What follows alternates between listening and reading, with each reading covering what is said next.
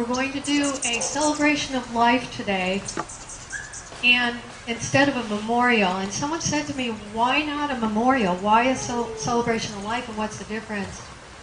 And the staff and family felt that the memorial was too much of a funeral thing, too mourning. And we felt that Sophia had a lot to be victorious for. There were a lot of things that we should celebrate her life for. So today, what we're going to do is we're going to start out with some pictures and some music of Sophia. And then what we'll have is some friends and family members come up and give some nice little stories, little clips, tidbits that we're going to keep warming our heart about Sophia over these years to come. And then what we're going to do is we're going to actually open it up to you. So if anyone wants to share any tidbits, any part of your life that you shared with Sophia that would put a little smile on our face, we'd love to hear it. So.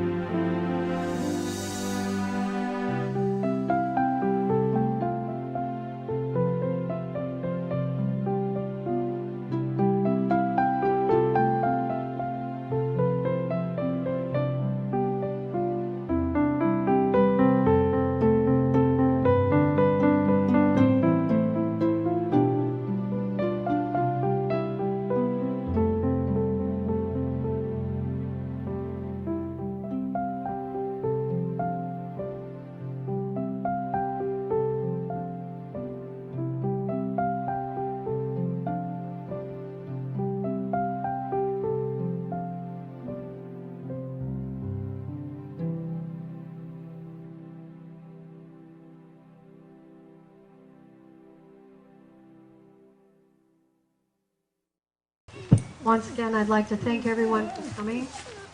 I think if you knew Sophia at all, even in the slightest, you knew that Sophia was compassionate about what she did. She was devoted to what she did. That was her life. She was the best person she could be with regards to the research for all of animal kind and also for humankind too. So that shows us how much she loved not only animals, but she loved people, because she wanted the animals and the people They have a wonderful, wonderful relationship together. And her work did that. I think sometimes that we take for granted different people that are with us on a day-to-day basis. And I think that's what we did with Sophia. We took for granted that she was always going to be there. Even the staff now, as we work in the office, we think that she's going to come walking in after running Jonesy, or, you know, she's just been on a long trip or whatever, and then we sit back and we realize that she's not coming back. So today, we wanted everyone to share some of those memories, some of those good things, the happy things that will keep in our heart of Sophia forever. I know one of the things that I liked about Sophia was whenever we had like some birthday or a special doing going on, Sophia was always the first one to go, okay, go into petty cash and get something for that person, okay? And so she'd have me go out and go get a cake, or she'd have me go get candy or something to celebrate that joyous moment with that person. So it showed she was always thinking about other people. Every morning I used to come in early, and she used to come in. She'd go back and forth, get ready, and then all of a sudden she'd slide in. And she wouldn't walk in. She would slide into a chair, sit down, put her, knees wrapped together, and then she'd go, I was thinking about this last night. I think we need to talk about this morning. And all of a sudden, Jonesy would start whining. And she would pick him up, and she would hug him in her arms, and she would rock him. And we would talk about business while she hugged Jonesy. So always remember that. Sophia liked hot pink. Hey, notice the tablecloth, that is in Sophia's honor. But she used to say to me, no, I don't look too girly, do I? I don't want to look too girly. But she loved hot pink. So we will miss seeing a lot more hot pink in the office. One of the things I really liked about Sophia is how she teased me. Okay, I'm not a behaviorist, all right? I grew up with dogs, but it was like, dog, sit. You're not? Okay, that's fine. So when I started working with this group, I had a lot to learn. And so I'd always practice something, and I'd go, Sophia, was that fast enough? And she'd get this grin on her face, keep working on it, keep working on it. So finally one day, okay, I go, Sophia, how'd I do? And she goes, I think you got it. That was really great. Later in the afternoon, a volunteer started saying to her, I can't get that down. It's really hard. And she looked at her and said, if Sharon can get it down, you can too. So that was a big joke between us. I'd always be like, I'm going to try this new technique, Sophia. Am I doing it right? And she'd be like, keep practicing.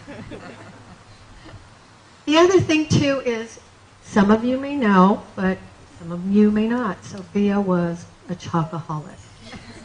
She loved chocolate, okay?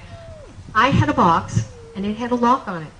And she would give me chocolate, okay? And everybody in the office knew the combination for that box except for Sophia, and she did not want to know it because she knew that if she went into that box, she would devour everything in one sitting. So she would always give the candy to me and say, here, you go ahead and take it. Lock it up. I'll come get it when I want it. And she would. She'd come in the afternoon, she'd sneak into my office, and she'd look at me with that sly little grin, and she'd go, I think I need some chocolate. And I'd be like, how much? And she's like, just hand it to me. So that's one of the few things that I will miss. I'm not a chocolate person, but she was. But what I started doing for her birthday is I started getting her a bar of her own chocolate. So the first time I took it into her, and she looked at it and she goes, is this for me? Do I have to share this? I'm like, no, that's for you. And her eyes got like a little 5-year-old, and she was like, oh, wow, this is my own bar. And I'm like, yes, that's your own bar. Now, don't eat it all at once. And she's like, but it's my birthday. So I would constantly bring in chocolate bars every so often, and I would give those to her, and I would have her eat them. Sad part is the last 2 weeks, I was not much in the office with her. Sophia was gone traveling for 1 week, and then I was on vacation the last week. I didn't get to give her her chocolate bar. So today, I have for Sophia her last chocolate bar. And I know that she's going to look at me, and with that 5-year-old grin, she's going to go, "Can I eat the whole thing?"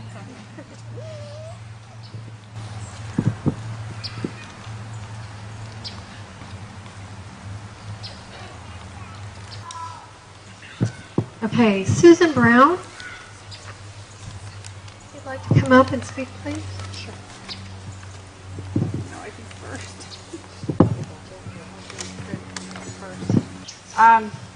My name is Susan Brown. I'm an exotic animal veterinarian for the past 37 years, and I met Sophia about 4 years ago when I discovered the work that she was doing on low-stress handling.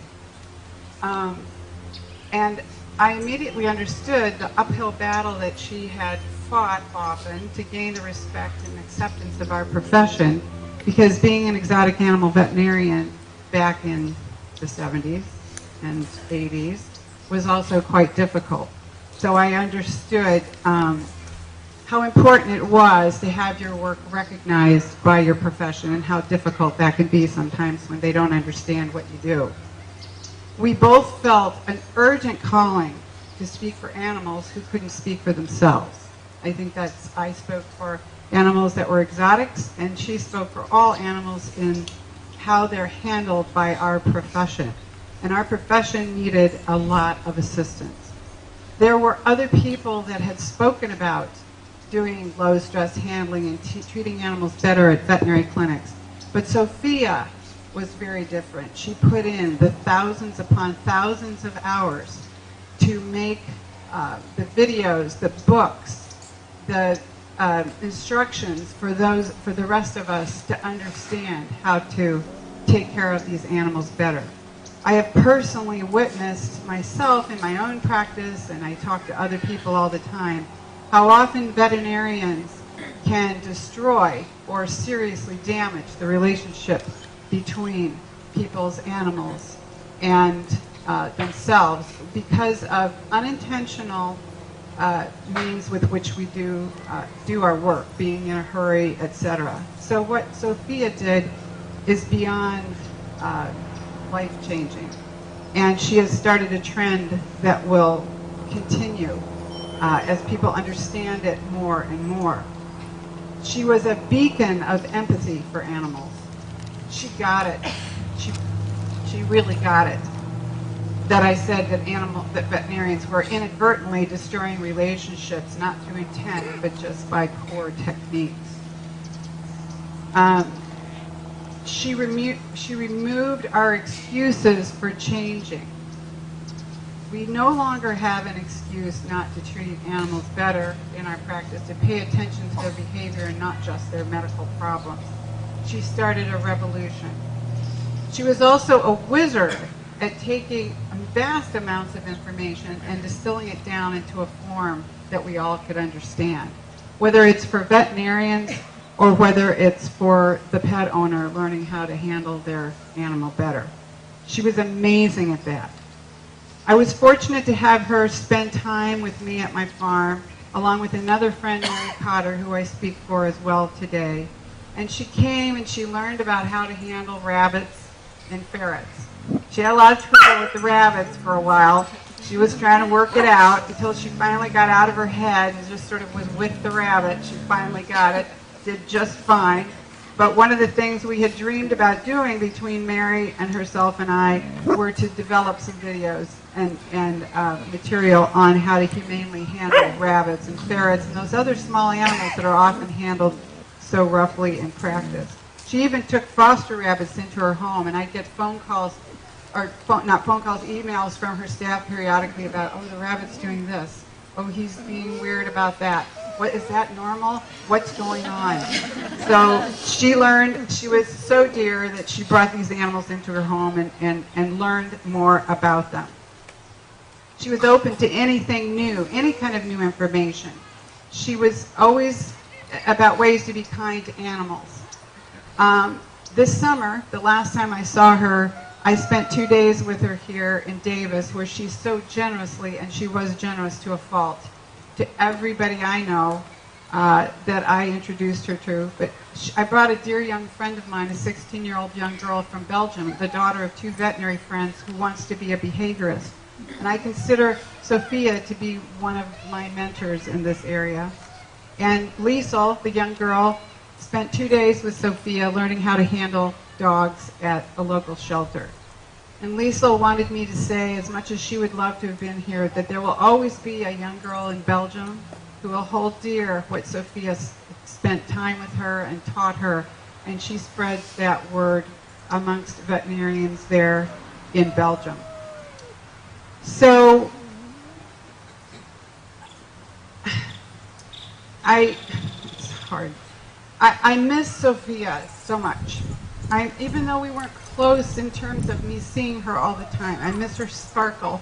I miss her energy. I miss her laugh.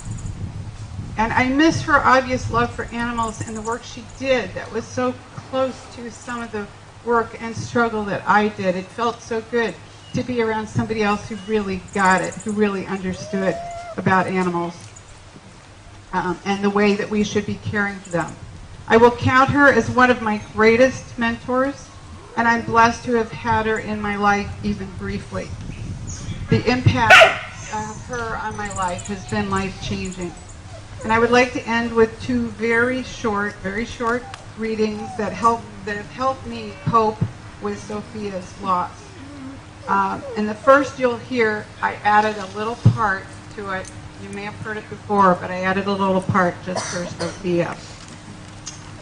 Do not stand at my grave and weep. I am not there. I do not sleep. I am 1,000 winds that blow. I am the diamond glints on snow. I am the sunlight on ripened grain. I am the gentle autumn rain. When you awaken in the morning's hush, I am the swift uplifting rush of quiet birds in circled flight. I am the soft stars that shine at night. And this for Sophia. I am the purr from a cat held with care. I am the calm in the body of a dog untouched by despair. I am the soft voice in veterinary ears, gently reminding them to relieve animals' fears. Do not stand at my grave and cry. I am not there. I did not die. And the last very short one is, sorry, there's some wind here. Those we love don't go away. They walk beside us every day, unseen, unheard, but always near, still loved and missed and very dear. Be free, my sweet Sophia. Run with the animals that you have saved and receive the peace that you so richly deserve.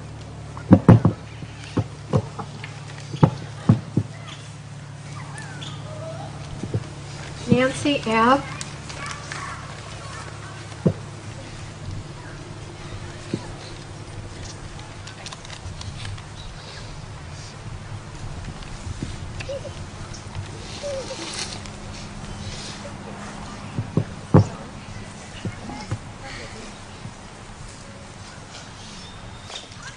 All right, so I'm Nancy Opmanoff. There's a good try on my name. And I own a little dog training business called Thinking Dogs in Davis. And I do not remember how or where Sophia and I met. So I won't get into that because I don't remember at all.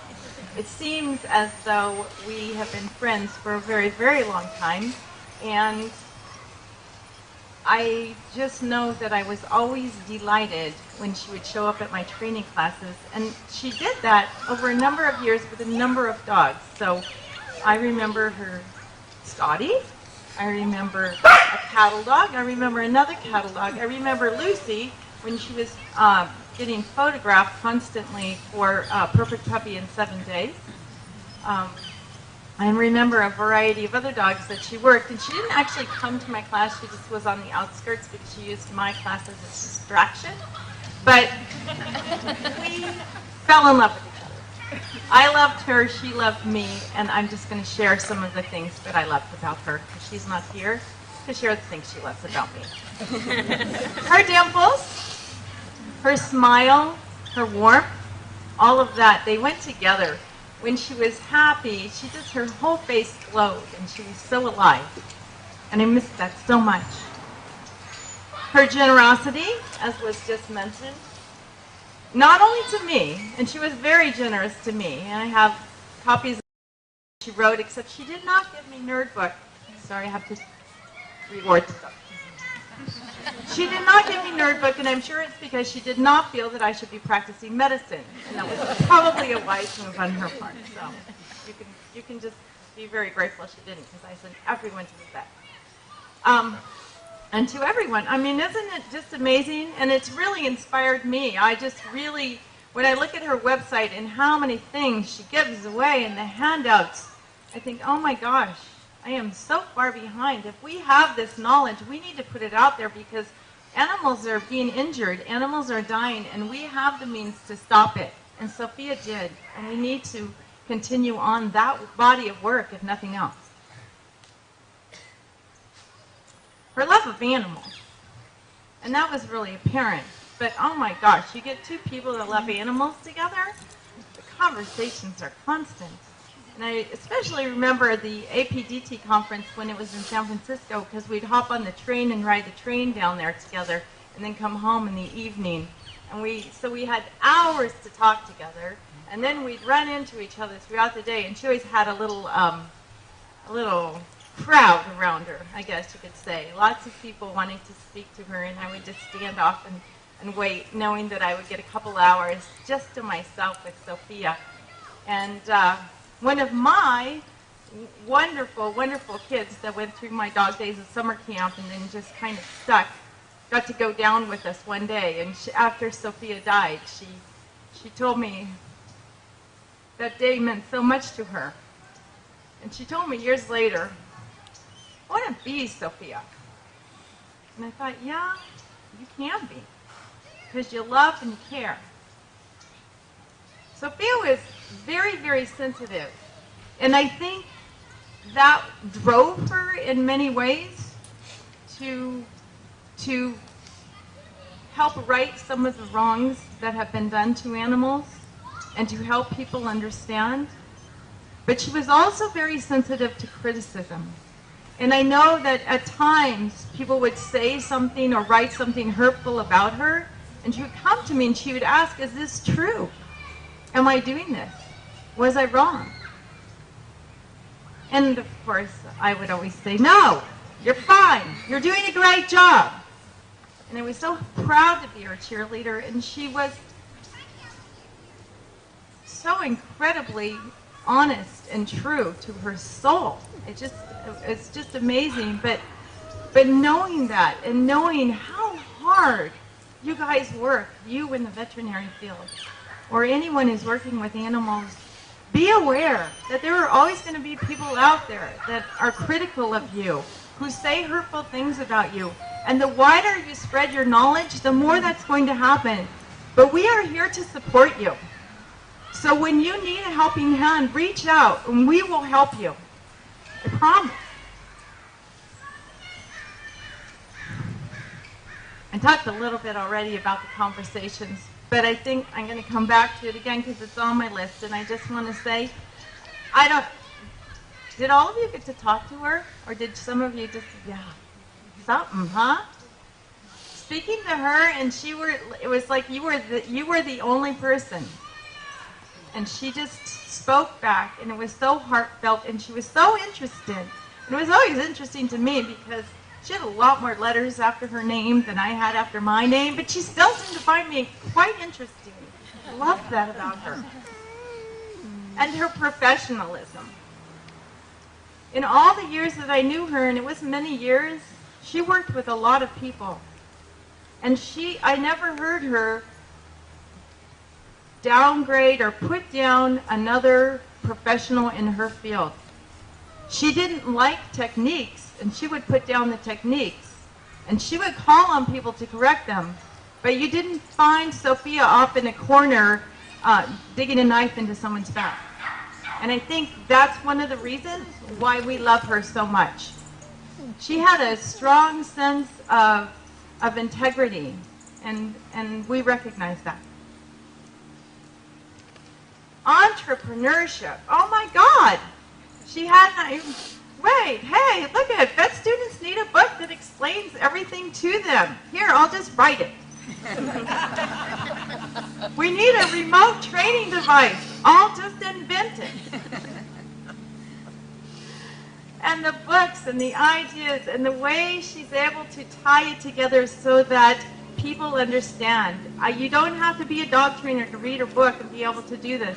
And her DVDs, oh my gosh, amazing, right? The amount of video and photography done with her and Melissa and the rest of the team, it's just amazing. But it just opened up the world for everyone. And Cattle Dog, I mean, who makes their own publishing company? Oh my, yeah. I could go on, but you know. And her sense of humor. She was funny, right?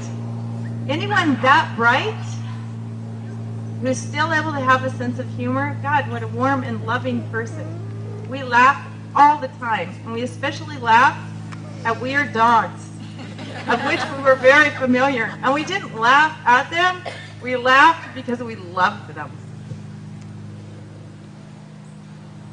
Humility. She was humble, and she was brave. And she never put herself above anyone. She just was happy to be alive and to be here and to be able to share her knowledge and to be able to take knowledge in. And her vision, at one point she gave me the prototypes to her treat and train. I don't know, I think she's moving. She didn't want them in her garage, but it's kind of funny because in her garage ended up being a museum. And I love that museum. I don't know how many people have seen it, but it's so great because she really looks at dog training and she just set it up so that we could see how far we've come. And then on the very last part of the tour, you know, who is the future? And you pull aside this little flap and it's you, because it's a mirror. And she always knew that. She always knew that we were training the next generation. And she did a good job. She's a teacher. And most of all, I miss her because she was my friend. And I will miss her until the day I die.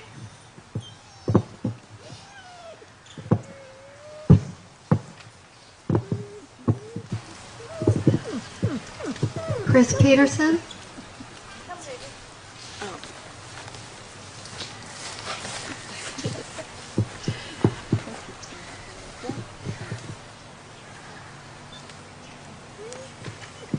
My name is Christine Bowie. I'm better known to Sophia as Chris because when I first met her 8 years ago in an undergraduate class, I confused her because on all of my papers and my assignments, I always just wrote Chris Bowie. And then when she finally was grading all of my papers, she's all like, wait, your real name's Christine? And I said, no. Well, yeah, it is, but I just go by Chris because I'm too lazy to write the last 4 letters of my name.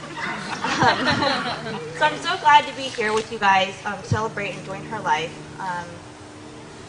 So one of the first, like I kind of alluded to before, I first met her 8 years ago when she was teaching an undergraduate class at UC Davis. And I remember sitting in her class and for once in my educational career actually being challenged to think differently and kind of take a different aspect on the world. So for those of you who know Sophia and you know her work, this is kind of her cornerstone, right? Like she challenged her students to kind of keep on asking questions and ask why, and then when you're looking for your answer, kind of find that like hard scientific fact that will really like make your answer and get your hypothesis and whatnot really strongly supported. So I actually did really well on our first exam, like this. I did really well on our first exam, but I still had some questions. So I remember I went up to her office one day. And after we discussed my paper, she asked me 2 questions that have kind of always stayed with me for the rest of my life and has actually driven me to where I have actually been and where I am today. So the first question she asked me was, what type of grades do you get? And to that I responded, well, in high school I got B's, in high school I got A's, but here in undergrad I get B's.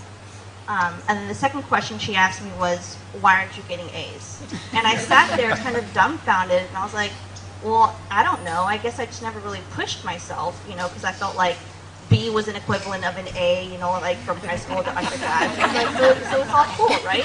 And she was all like, no, like I want you to get A's. So again, I didn't really realize what she was doing, but she kind of just gave me that little nudge and that push and that drive to really realize where I wanted to go and how to get there. And this is one of the examples that made Sophia such a great person and a mentor, is that she can see the potential in you before you even realize it in yourself. And she had a quality about her that she knew how to push you and guide you just enough that she would let you do all the work yourself, and then she kind of just sits back and she just watches you soar, because she knows that she sparked like that drive in you, and she knew your potential and where you can take yourself. So I thank her for that every day. So we all know that Sophia, no doubt, was a hardworking lady. But I also kind of wanted to share you some stories that I've had with her during my time with her. So I knew she was a hardworking lady, but she also enjoyed a lot of other hobbies and had different talents.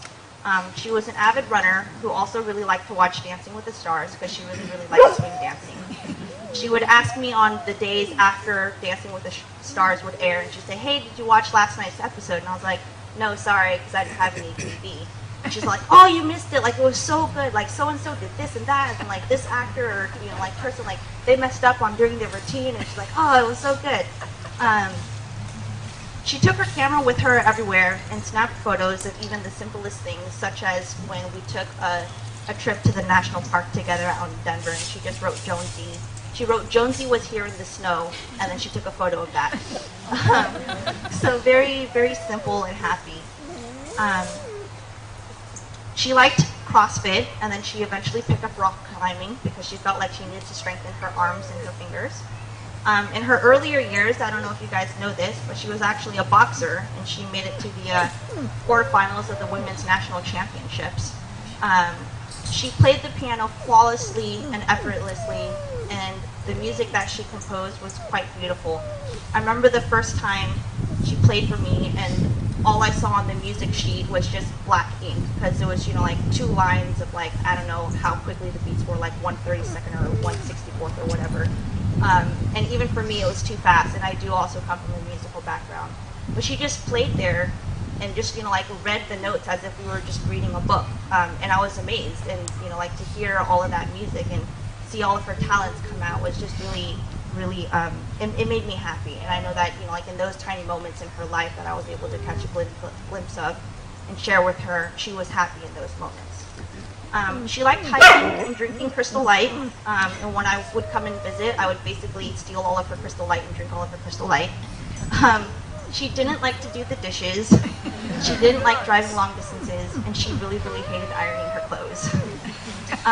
Kind of like Sharon was saying, she loved eating food and she was a chocoholic, and I do have my own stories of locking chocolate in boxes for her.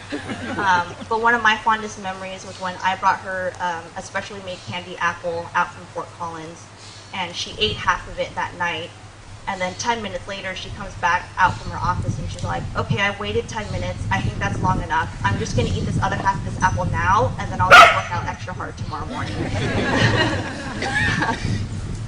She always laughed with a big smile on her face. Laughter and wit, I think, are 2 qualities that I will definitely miss in Sophia. She had that genuine laugh, and every time she would smile, it would be so bright that it would only make you smile.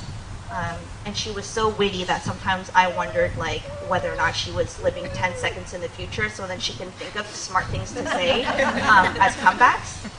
But they just kind of rolled off of her tongue, so that was really awesome. Inside the home, over the 8 years that I've known her, Sophia also experienced difficulties just kind of as we all do with all of our pets. I had the pleasure of joining Cattle Dog Publishing when we were actually only a staff of 3, and Sophia just had Zoe, one of her cattle dogs, and a couple of backyard chickens. So again, this is kind of like the time before Jonesy entered the family, or the concept of the low stress handling book, and the time before Dante came in. So the chickens kind of slowly passed away. Age-related changes happened to Zoe, and I think that was definitely difficult for Sophia to kind of go through, but I think she handled it pretty well. Being a behaviorist, she taught Zoe how to take visual cues instead of verbal cues. And I think for me, kind of standing back and looking at things, the weeks leading up to that time frame where she had to make the decision for Zoe, I think was really difficult for her. And it was difficult for me to see it just because I know how much she cared for Zoe and how much of her life was spent around animals. I remember the day Sophia brought Jonesy back to the family. Jonesy was actually a farm dog whose previous owner wasn't able to kind of keep up with all of the rigorous behavioral regimes that Sophia had suggested. So the owner actually relinquished Jonesy to her, and I did. I watched her struggle just kind of like how we do with all of our own pets, you know, like trying to get him to that nice behavioral plateau. So I've been able to see the transitions of her struggles with Jonesy and then Jonesy's struggles with her, and then that nice happy medium of where everybody is now. I remember a couple of times when I would come into the room and Sophia would actually have Jonesy in her lap, and she'd be, you know, like ruffling his fur, and she'd secretly whisper into his ear, you know, like, "You're my best friend and I love you." I remember the day when a coworker brought Homer home. Homer is another Jack Russell who, if you guys are familiar with the cover of her low stress book, it's the other pedal dog that was in the cover with her. Homer was brought home because a coworker misunderstood me when I said that my boyfriend and I at the time were looking for a dog, and he wanted a Jack Russell because he knew Jonesy. He was all like, "Jonesy's awesome, I want that dog." But yeah, so unfortunately she misunderstood me because I said I just wanted to meet the dog because at my place that I currently live at, they don't allow dogs there.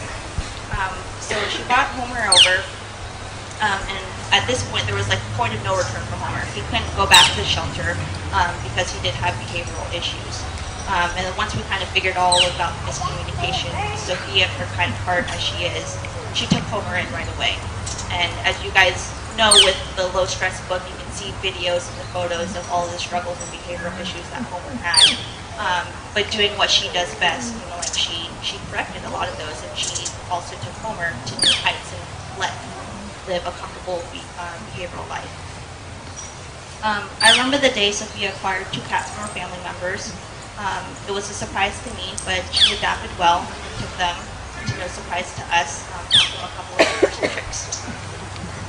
Sophia definitely immersed herself in her passions and gave selflessly to the industry. She was an open book when it came to behavior, and her teaching knew no bounds. She was a highly sought-after mentor and an outstanding role model for thousands. Like us, she struggled with the ups and downs of life, but adapted well with a big smile on her face, and she was always ready to carry on. Obviously, her legacy and her work will never be forgotten, and our memories of her will always stay with us. In short, I'm grateful each and every day to be able to be a part of Sophia's life. I'm grateful to have the memories that I have of her, and I'm grateful that I can call Sophia a friend. And I know that Sophia, throughout the years, she's always kept all of my thank you cards that I've sent her throughout the years, and her birthday cards. But I always just wanted to say, you know, like, thank you once again. I hope you found the peace that you've been looking for, and I know you're smiling down on us today. I hope you're proud of what you helped me achieving and the great things I'm going to achieve as a veterinarian, because everything I'll be doing, I'll be thinking of you when I do it. Thank you.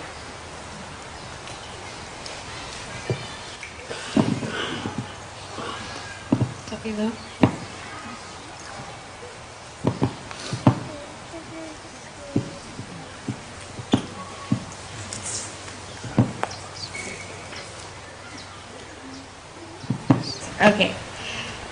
Okay, out of all of my memories and experiences shared with Sophia, there is one that really stands out. And it stands out because it was so ordinary, and yet it was so momentous. And of course, it starts with the dog. When I was 16 years old, I had been struggling with my very dog-aggressive Doberman. And it was really overwhelming, and no one I knew could really help me. So I, on a whim, decided to email Sophia, and it was just this, I was at the end of my rope. I didn't know what to do. No one really could help me. They recommended euthanasia, and so I emailed the one person that I thought could help me.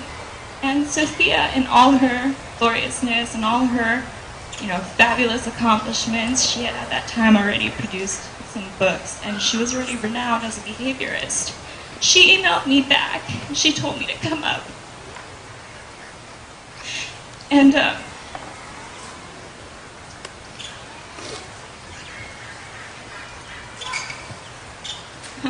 she didn't just give me help. She really swept me up into her projects and her office, and she, invited me to her home up in Davis and then to San Francisco with her parents when they were working with Lucy. And she just would drive me everywhere and sit patiently in the car answering my barrage of questions. And it was just so phenomenal, because I remember sitting in her car and trying to absorb the enormity of that moment. I was so inconsequential. I was a 16-year-old with a really dog-aggressive dog who really didn't know what I was doing with my life. And Sophia Yin, this brilliant, creative, and energetic veterinary behaviorist, was taking me under her wing and sharing all her knowledge with me. And I know if you ever worked with her, you felt that same sense of this ordinary, momentous feeling, because it was so ordinary for her to be that brilliant, to be that creative, and to be so open with her knowledge. And yet it's so incredible that she could do that every day.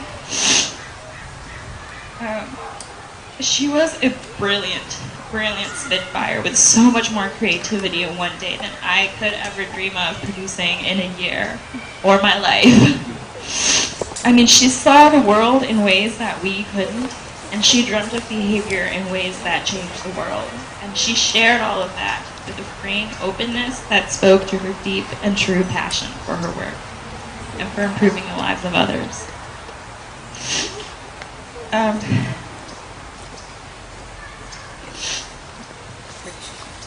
I can't even put into words how enormous an influence Sophia was in my life. She was not only a kindred spirit, but she was someone who, as you've heard again and again, that she would challenge me, she would push me, and she'd inspire me to do more and to do better, and to always make a difference. And Susan brought this up, but I really need to say this again, because in the field of behavior medicine, people do not take this seriously. And because I loved this, and because I wanted to branch out and find other opportunities like Sophia would tell me to do, I would always run into people who would say that people don't appreciate it, that clients will never keep up, that, people would tell me that I should just forget about it and find something else because no one cares. But Sophia really cared, and she really made it work. There are very, very few people in this field who have made it work, and she really made it work, and she made it work publicly and with so much energy and exuberance and enthusiasm. And we really should appreciate that and celebrate her accomplishments. And I'll tell you, when you feel so passionate about something and the field that you love doesn't love you back, it would feel so dark and hopeless, and all I had to do was remember that Sophia made this work, and Sophia was accomplishing great things, and she was still accomplishing great things until the day that she left this earth. And she still has things that she has backlogged on her computer, I'm sure, because I know there's a lot of videos and articles that haven't been published yet, and so there's still work that she has that is helping this field and this world. She just knew something that very few others did. She knew that if you understood the principles of science and behavior, and if you know them deeply, then if you look at yourself honestly and take things rigorously with a critical eye, you can achieve whatever it is you want to achieve. So, lastly, I just want to say thank you to her because I am where I am now because of her, entirely because of her. And I used to be a little embarrassed to admit that I wish I could emulate her, because it just seemed like such a childish dream. But the truth is, when someone told me, I don't know if you realize just how similar to Sophia you are, that was the greatest compliment I've ever received in my life. And that quote keeps me going. Because Sophia was so brilliant, and she was just this energetic force. She left a permanent and positive mark in this field that will live on in the legacy of those who work with her. She's guided every step of my professional career, and she will continue to do so. Her absence leaves an unconscionable void in my life, and I know now and in the future I will at times struggle to continue without her. But I also know that despite whatever was going on outside the scope of work, of chores, like doing the dishes, of daily annoyances, like when the animal is just not doing what you want it to do and you know it's your fault but you can't figure it out, I know that despite all of that, Sophia deeply loved behavior and training, and that this is what kept her happy. And because we all loved Sophia, we should continue her work and continue the legacy of her brilliance. And we should nurture her pure, unabashed love for this field. Sophia gave us the gift of seeing and empowering us to do something about it. And because we loved her, we will. Now and for the rest of my life, I know I will, and I hope you will too.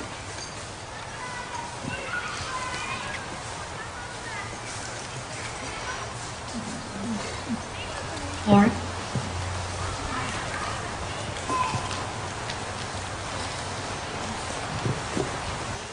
Hi, my name's Lauren. I worked at Kellogg Publishing for 2 years. I always called her Dr. Ian, and I never got in the habit of calling her Sophia, so Dr. Ian it is. She gave me my very first job. I've done behavior and conferences and accounting. The first time I met her was 2 years ago when she was walking in her front door after being gone in New Zealand for a month. And Jones was freaking out with excitement. She was there, and she came in and put her suitcase on the ground and opened it up, and Jones dove in. And she had squirreled away toys all over the suitcase for him to drag out and play with. And I loved watching her with him because they both lit up when they were together. And sometimes she'd yell to us out of her office to call Jonesy, and we'd call him, and he'd come. We'd hear him barreling down the hallway to our office, and he'd bounce in and come in front of me with a receipt that I had to enter into the computer.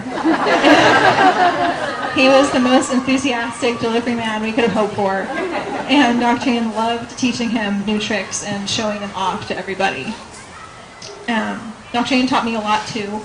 I loved learning from her and was so lucky to be able to do so. And it was also the little everyday interactions that made me really happy to go to work. Depending on the time of year, if it was a Monday, I would walk in and be greeted with, "Did you see Downton Abbey?" Or she would update me where she was in Game of Thrones. And she always supplied me with food. I'm the only vegan in the office, but every time I opened the fridge, there would be a container of vegan cream cheese sitting there waiting for me. Or she would come back from the store with a vegan cookie or a vegan candy bar or anything. She never had to do those things for me, but she always did, and that consideration meant the world to me. I always felt so supported while working with her. She was funny and so brilliant, and she really cared for the people that she knew, and I'm so happy that I was able to know her.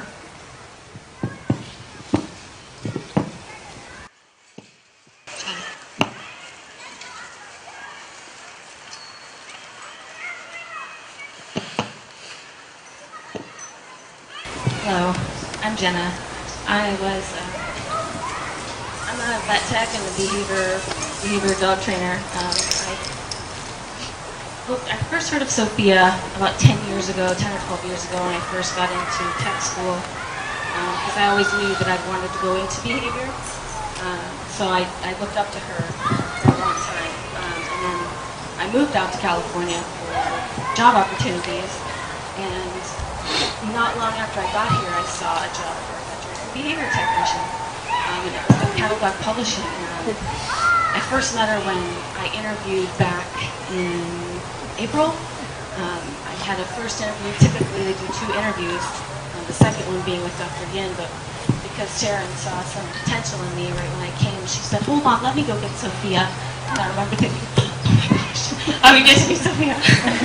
But back then, she was Dr. Yin. I looked up to her as Dr. Yin for the longest time, and I've since gotten to really know Sophia, so that makes me really happy.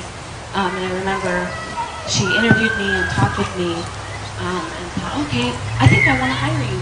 Hold on a second. Let's go outside." And we went outside to the backyard, and she had me do treat delivery and did a few other things under her direction. And we started to walk back in the house, and she's like, "Okay, I just wanted to make sure you weren't bored being coordinated." I'll remember that. And from then on, I started working at Catalog Publishing. It was amazing to work with her. I learned so much from her. And anyone who's taken any one of her classes or worked with her one-on-one, know that one of the biggest things that she has is the ability to make people want to learn from her. She just has a way of inspiring people to want to be around her and learn her techniques, and that's something that I really picked up from her, and I try to carry on in my career. Because she was one of the biggest inspirations and why I entered the field at all in the first place. And the last thing, I just close with a funny story that happened not too long ago. Everybody knows Sophia loved big band music, and she loved a lot of music. But one type of music she did not like was Disney music. Because we were in the office one day, and Sharon was out the last week, and some of the other girls were in the office, and so I put on some Disney music. We were working, listening to Disney music and kind of singing. And Sophia had decided recently that she wanted to come sit in the office with us and work, so she came and sat down with her laptop. She had a feet up on the thing. She starts typing, and she goes, "What is this?" And I was like, "It's Disney music. We like it. We're listening to it." She goes, just like this, "I think you need to put some earphones in."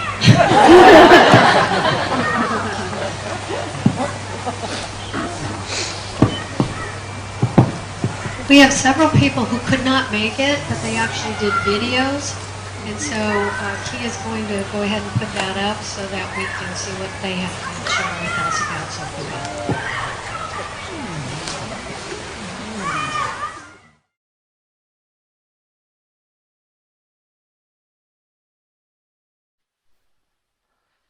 Welcome, all you friends and family. This is not the kind of welcome we ever expected to be having today. Although we grieve over the loss of a beloved member of our veterinary profession, it is the animal kingdom that has lost one of its greatest educators and advocates. My role today is to help all of us celebrate Sophia's amazing talents and contributions to our profession. My foray into teaching veterinary students began as a visiting lecturer in 1977. In 1992, one of my Davis students came to me with an outline of her idea to generate a lab coat-sized pocket reference for students entering the clinical year. Her vision became the Small Animal Veterinary Nerd Book. It was so unusual and exceptional that I encouraged her to publish and market it herself. Sophia was a complex, intense, amazingly energetic person, intellectually gifted, yet possessing an endearing smile, laugh, and sense of humor. She had a vivaciousness that attracted us to her concepts, and her innovative approaches to teaching animal behavior. Sophia, you will be missed, but we promise that your hard work will not be in vain. I am so sorry that I cannot be there in person to celebrate your remarkable life and contribution to the world. You may be gone, but you never will be forgotten. This is Dr. Marty Becker, and For those of you that know me as a communicator over the years, whether it's on Good Morning America or the Dr. Oz Show or something, you know it's kind of rehearsed spontaneity where you know what you're going to say. It's very well planned out, and it comes across a professional way with no hesitations or anything. But this is a difficult one to do. I'm talking about the loss of my colleague and friend, Sophia Yin. I first knew Sophia Yin about 22 years ago when I was at the University of Pennsylvania with Dr. Jim Wilson, and he told me about this remarkable young woman, this veterinary student at UC Davis. Said she was a fan of mine and was so tickled to get to know me or to talk to me sometime, and I said, well, let's just call her up. So we called her up, you know, this is pre-cell phone days, and talked to her. And it was remarkable just to talk to somebody that had developed this nerd book, you know, had an entrepreneurial spirit and this genius behind doing the researching and editing. And she was way ahead of the curve there, looking at the importance of handling things with respect and gentle, not to cause unnecessary fear or anxiety, to feel calm and feel trust and safety in that.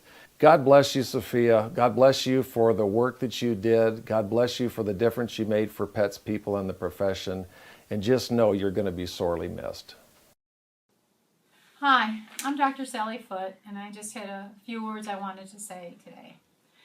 First of all, I apologize for not being able to say this in person today. In a very appropriate way, I will have moderated a full day of veterinary behavior talks this weekend, focusing on reducing fear and stress during veterinary exams at the Illinois State Veterinary Medical Association's conference in Lombard, Illinois. I reached out to Sophia about 4 years ago as I was developing a medical record system for veterinary clinics using pet-friendly handling. She was so helpful, open, and friendly, giving me guidance and advice that day. This started a friendship that I treasure deeply. She encouraged me to develop my writing, speaking, do more with my position as a student liaison for the American Veterinary Society of Animal Behavior, and congratulated me on my president-elect position to the AVSAB this past July. Her words, "I think you will do a good job for the association," were golden to me. We roomed together at various veterinary conferences where we would often talk frankly about our frustrations and how slow the veterinary profession was to actually change handling procedures. She would vent along with me, wondering why clinics were so slow to change. This was her heartfelt wish, that all clinics, shelters, and care facilities would stop using traditional forceful handling and embrace low-stress handling. She has given us the most articulate, skillful resources to make this change. As a friend and fellow veterinary speaker, I will continue to promote low-stress handling and use it every day, every way, with every pet. I ask that everyone here do the same. She was always thinking, always writing, always working on the next project. I don't think her brain ever stopped thinking. I remember a group of fellow AVSAB members playfully passing her iPod around to prevent her from working during a relaxing dinner we were sharing. She did put the iPod down and had a good time. I think she knew that working a bit too hard was her weak spot, and she would allow friends to help her let go. For me, the sadness of Sophia's death is more complicated because of the emptiness felt by not knowing why. Grief is difficult, and my sympathy and prayers go out to those closest to her, especially her parents. I often think of Sophia's spirit, open, sharing, caring, and catalyzing change. Her spiritual energy can continue on, and engaging this energy gives me strength through my grief. My life was made better by knowing Sophia Yin. Thanks, Sophia. Hello, I'm Valerie Jonkir Sheehy, friend of Sophia's. I'm a behaviour veterinarian and animal welfare consultant in the Netherlands. Sophia, as everyone knows, was an amazing ambassador for animals. She did more in her short time with us than most of us could ever dream of. Aside from her tremendous strides to improve animal welfare, she was also an extremely generous, kind and caring person. I've had so many discussions with her, not only on topics concerning animals, but also on things like business management, marketing strategy, you name it. If Sophia knew about it, which she usually did, she'd help you with it. Apart from all that, Sophia had this amazing energy that she could channel into the people around her. Have you ever seen her give a presentation? She'd have people up and jumping around within seconds. Sophia was a good person. She was kind and caring, and she always had an amazing smile on her face. Please remember Sophia's smile. I'm sorry I can't be there in person, but I'm very happy to have this opportunity to say a few words about Sophia. We met a few years ago only, but for many years I've followed her work. And she has influenced and really inspired many people. It was very nice to meet for the first time last year in Vienna, and Sophia was very excited also about meeting all the people at the research facilities with wolves and dogs. And it was also fascinating to see how she was just so motivated and driven to learn and to share. This year in the Netherlands we had a very nice seminar also. And again, she really motivated and inspired many people to take care of animals and to think about how we take care of animals and to do the best we can. I found this little poem that I would like to read. It's by Kirsten Preuss, If Roses Grow in Heaven. Don't think of her as gone away, her journey's just begun. Life holds so many facets, this earth is only one. Just think of her as resting from the sorrows and the tears in a warm place of comfort where there are no days and years. Think how she must be wishing that we could know today how nothing but our sadness can really pass away. And think of her as living in the hearts of those she touched, for nothing loved is ever lost, and she was loved so much. Thank you, Sophia, for everything you've done for animals, and I'm sure your work will continue. We would like to open it up. We can take a few people, and anyone would like to come up and say something, share a little story, just say something about Sophia. We can open it up right now.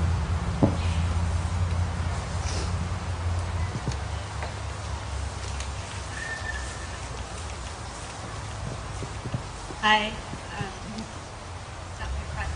My name is Rebecca Hintz, and I'm a dog trainer in the Vacaville area. And I followed Sophia for a long time before I had the opportunity to participate in one of her family Fido classes and develop a friendship, which has meant a great deal to me. It's funny, you can work with your dog for an incredibly long time, but having somebody like Sophia say, gosh, could you put the big guy, he's the big dog, who is incredibly reactive and came from a horrible past, could you put him in a down because I trust him to train Jonesy around, because Jonesy needs to work around a big guy. I've shown my dogs at world shows and done wonderful things with my dogs and performed in many sports. But that comment meant more to me than winning at those events.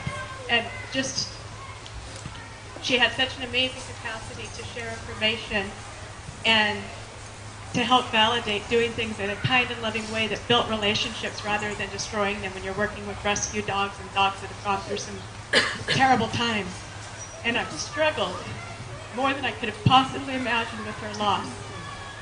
And I wanted to share this because it helped me. She's put so much on her website that she gave, and that's one of the things that I respected her generosity as much as her knowledge. Because she's one of the few people that made things accessible for people who couldn't afford it, didn't live near her, and just absolutely had no clue. You could be the most clueless person in the world, but if you went to her website, you had a chance, because she shared so generously, and that was something that impressed me about her. as equally to her knowledge.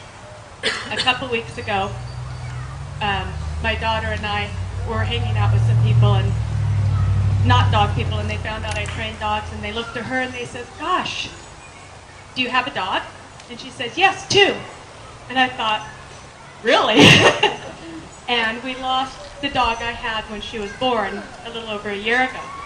And she said, "Yes, we have Justice here, and Vixen is in heaven." And it just kind of clicked in my head. My mentor's still here. She's still with me. She's in heaven. And she finally gets to meet Vixen, who I told her a lot about. And I struggled for a couple of weeks feeling like I lost my mentor, and my daughter reminded me, no, she's just in heaven.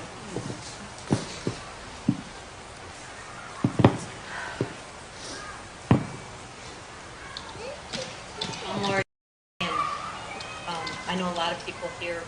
I've known Sophia Yin for almost 10 years, and some of you know my dog Daisy, who's kind of a professional dog. She's a service dog and a therapy dog, and she's been in Sophia's videos and on her website. But I also had a puppy before that, that's where I really got exposed to what Sophia Yin's philosophy was about. And the first thing when I took her class was you have to read the book. I thought it was revolutionary. And as I progressed with the dog training, and Daisy has been a model and an inspiration to many therapy dogs and other courthouse dogs, which is one of the jobs that she has. And all of those reflect Sophia Yin's philosophy.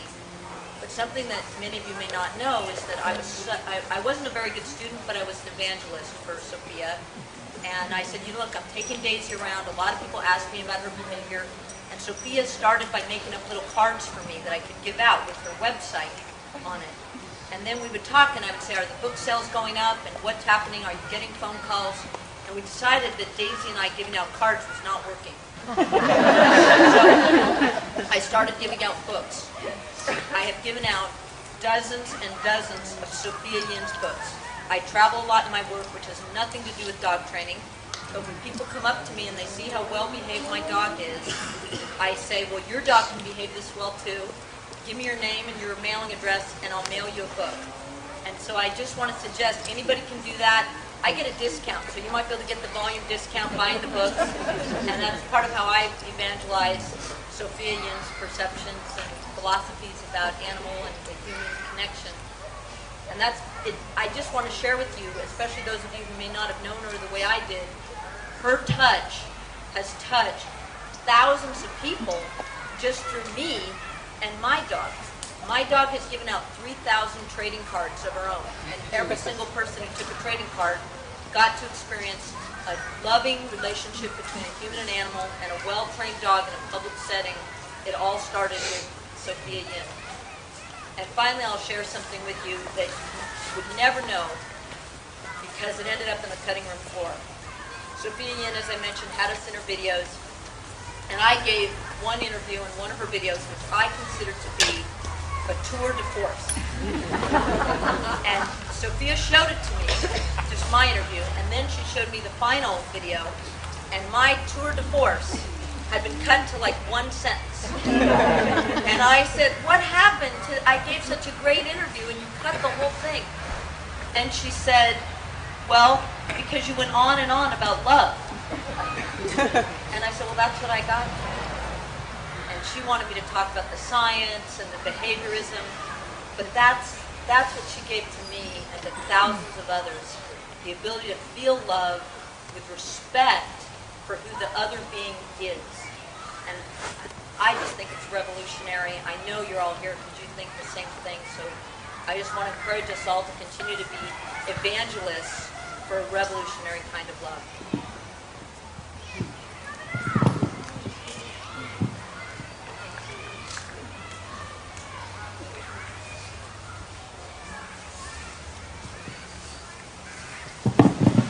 Hello everyone, my name is Ed Price. I was Sophia's master advisor for her master's degree, and I still remember the day when she showed up at my office door and started talking to me about the possibility of being a graduate student with me. Little did I know what I was getting into. Sophia was just such a delightful person, I've heard so many adjectives describing her today. I don't think I could really add to it. I loved her joy. I loved her laugh, her smile, her enthusiasm, her drive. I mean, she was, talk about production. She was a producer. She just was going all the time, as most of you know. So anyway, we started talking about what she might do for her research, and that everyone who did a master's degree in the Department of Animal Science had to do a research project. Well, my own research was with cattle, sheep, and goats, farm animals. And my specialty is animal behavior. So I thought, well, she must have checked up a little bit on me. She probably wants to do something with farm animals. Well, I talked to her about possibly doing some work with cattle, because I had some cattle research going on at the time, and I thought, well, for a master's degree, a research project with cattle would, be appropriate. She seemed to talk about all kinds of animals, not just dogs and cats and so forth. So we agreed on a research project at our field station near Marysville. And we went up there one day, and these are beef cattle, not dairy cattle, which are nice, tame and so forth. Beef cattle are a little rough around the edges. They're kind of difficult to work with at times, but I was used to it. I thought, well, maybe Sophia would like to get a new experience working with cattle. Well, we tried out a few things that we had in mind, and it didn't work out too well. In fact, she seemed a little timid around the beef cattle. Maybe it was because you couldn't put a leash on them and direct them where to go. So anyway, a couple days later, she showed up at my office again, and she said, I've got a project. Well, this was kind of unusual because most of my master's students wanted me to initiate something for them, but not Sophia. She said, I've always been interested in animal communication, and she said, I'd really like to do something with dog communication. And she presented her project. She had it all worked out. In fact, since we didn't have any dogs in the animal science department that she could use, she'd gone out and talked to a number of people so that she could use their dog. In fact, some of you may be in the audience today. And she had all these dogs lined up, and she was going to study barking in dogs and different things that dogs are trying to communicate through their barking. And I thought about it for a while. I said, well, I've never had a student to work with dogs before. We have a companion animal class in the department, but I've had my own dog, but that's it. I don't know whether I could help her that much or not. Well, I didn't need to. She had it all worked out. She started her research project. She collected the data. She wrote it up. And basically, all I had to do was read her thesis, which in many respects was a first. In fact, out of all the graduate students I had during my 36 years of being a university professor, there were only 2 students that developed their own project, had their own animals, did not ask for a cent from me or from the department to carry it out. Sophia was one of those 2 students. Anyway, she carried her project out, wrote her thesis, and I thought she did a really good job. Then when I retired in 2002, we needed somebody to take over my classes. So Sophia was there, willing and ready to do that. She took over my classes until a full-time professor could be hired several years later. I loved Sophia. She was one of my favorite students. I loved them all, but she was special. I loved her coming into my office, bouncing away, this big smile. Her laugh was unusual, but I loved that too. In fact, I remember the day that she came into my office with a nerd book. And she says, I have something for you. She handed me the nerd book, and I looked at the title of it. I said, wow, do I look that nerdy? I had no idea what the nerd book was about. But anyway, she was that kind of person. In fact, whenever she published a book, she sent a copy to me without me even asking. I appreciated her as much as I think she appreciated what I had done for her. In fact, there were times when I wasn't sure who was the graduate student, whether it was me or her. She taught me some things about animal learning that I not only didn't understand, I didn't even know about. The spot training, some of you may be familiar with that procedure or technique that she worked out. So yeah, she taught me a lot, as well as hopefully I taught her a few things too. But we're going to really miss her, and I hope that we can concentrate on all the wonderful memories that she's left behind, and all the books and videos. And oh, I remember one video in particular. She walked into my office one day with a DVD, and she says, "You're going to love this." So I took it home, and that night I put it on my DVD player, and it was a DVD of Jonesy. Now, Jonesy was a little bit like Sophia. Just, you know, rip raring, ready to go. Is that Jonesy over there? Okay, all right. Well, Jonesy was very mischievous, as some of you may know. Jonesy had a bad habit, and that was jumping up on the kitchen counter when Sophia left the house. Well, this video was of Jonesy doing that. And what she had done is to put a video camera on a tripod and started it up and left the house. Sure enough, there came Josie down the hallway, and with one leap was up on the kitchen counter. But Sophia had put a whole bunch of baking tins on the counter, and Jonesy couldn't see them. And when Jonesy hit those baking tins, they went flying. Jonesy went flying. I don't know if any of you have ever seen that video, but it is hilarious. I never heard if Jonesy tried to jump on the kitchen counter again, but I doubt it. He really looked like he had the fright of his life. All right, well, thank you for the time that you've given me, and thank you all, Cattle Dog Publishing, for putting on this event. We have time for one more. Hello, my name is Claudia Kapczynska. I publish the Bark magazine. I have known Sophia for 15 years or so. It's very hard to be here. In my winter issue of the Bark, I had asked, first of all, we dedicated the winter issue to Sophia. We call it the Yin Effect. And I requested many of the leading scientists, behaviorists, vets, to comment on her in the issue.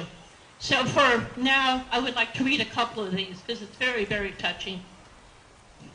This one is from Alexander Horowitz, the author of Inside of a Dog.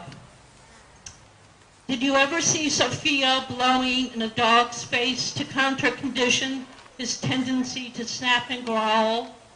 It's a thing of wonder.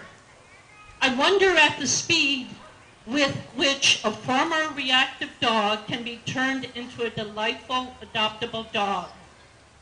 I wonder at the pleasure the dogs who were lucky enough to meet Sophia must have received from their encounter. I wonder at her ability to apply simple, well-known behavioral principles to novel problems with such mastery. As someone who is keen to understand and highlight the dog's point of view, I saw Sophia as embodying this approach in a meaningful, practical way toward training both dog and owner to comprehend what the other is saying. My heart about leaps imagining the improvement in the lives of dogs she worked with directly or indirectly. Then the next one and the last one is from a woman who runs a street dog project in Bali. We had in the bark written about her project, and when I had heard that Sophia was going to go to Southeast Asia on a vacation, I suggested, perhaps, that she would go to Bali, which was not on her agenda, to go visit with her. Well, she did that. And when I told Janice the very sad news, this is what she replied. Having Sophia as a mentor and friend remains a very great honor. She cared deeply for animals and taught us to make their lives better. Is it working? I can talk. Sophia came to Bali at her own expense to help us. She worked tirelessly to show that animals have feelings and taught our staff how to work with fearful and aggressive animals. We use her training materials. Her translated animal posture posters are in Bali schools, where children learn love and respect for animals through Sophia's heart and teachings. Bali continues to benefit from Sophia's understanding, kindness, and enduring love of animals. Sophia inspired us all. Her legacy will live on in Bali. Rest in peace, dear Sophia. Janice Girardi. Thank you very much. We'd like to have Tamsin come up. She's going to actually sing a song for Sophia.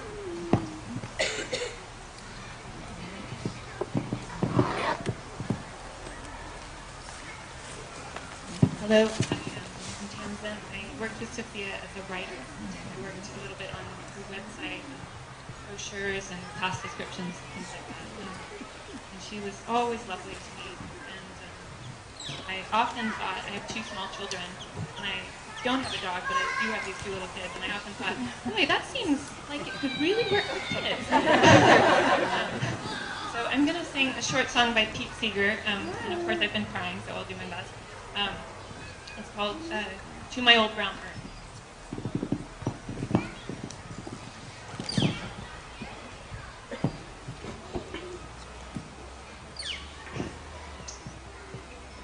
To my old brown earth and to my old blue sky, I will give these last few molecules of I. To you who sing and you who stand nearby, I do charge you not to cry.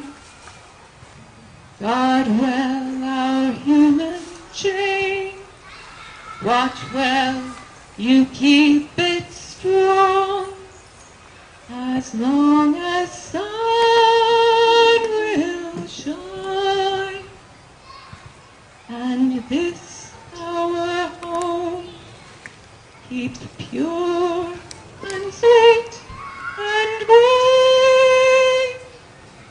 For now I'm yours, and you are also mine.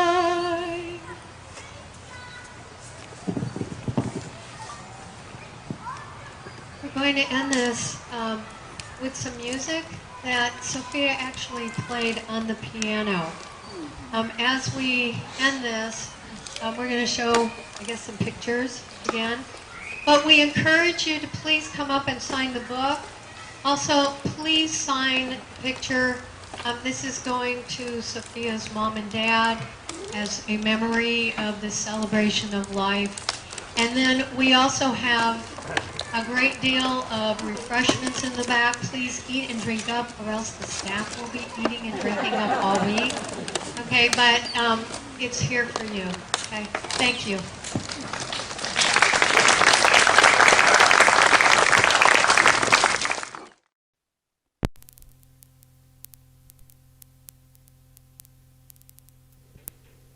Thank you.